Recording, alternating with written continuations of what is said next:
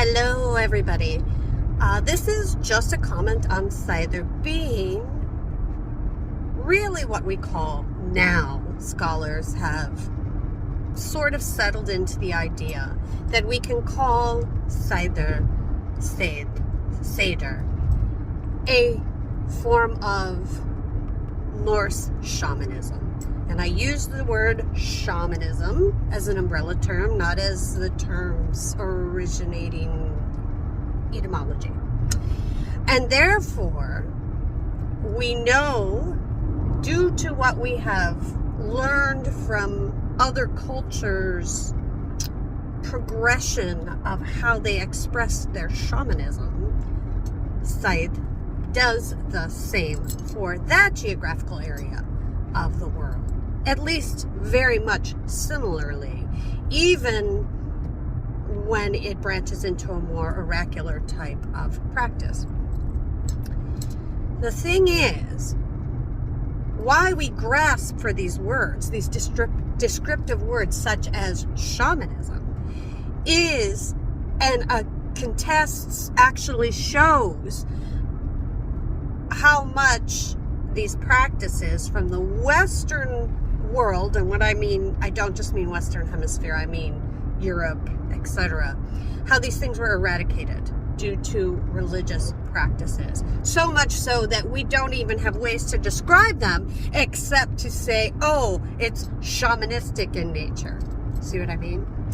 So, those are just some thoughts, which I find very interesting, fascinating, and thank goodness that we have something that refers to aspects of these practices for us to be able to look back and say, yes, I resonate with this. I find this to be true. I have experienced this and didn't even realize it.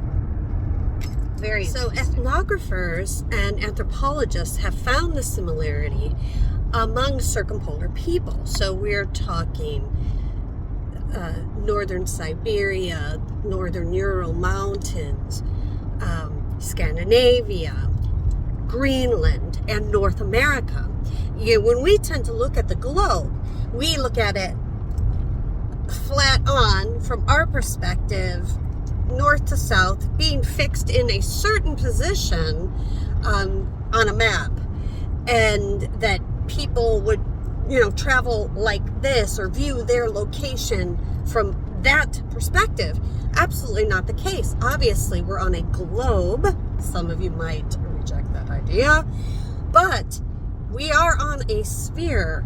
And if you look at the circumpolar regions from what a map's perspective would make us think, looking down upon the globe, which we know it is floating in space, you see the circumpolar region as not so diverse and spread out. It is very much connected. And for instance, even through DNA, in my situation, for example, the circumpolar region goes pretty much all the way around genetically, DNA-wise, people that I come from, which makes sense. And why I'm saying that is because you can't get hung up on DNA and all that stuff. But what I'm trying to say is it shows the migration of humans around the circumpolar region, leaving their traces, their parts, their DNA, their offspring around that area. And so it's understandable that there would be similarities in these spiritual practices of that region. And when I mean that region, I mean the circumpolar region. You've heard me say this term quite a bit. I've had comments on it before where people say, what do you mean by that? What do you mean by what's circumpolar? Instead of looking at the globe or the maps as North America, South America, Australia, skew that a little bit. Change your perspective. Be like the eagle.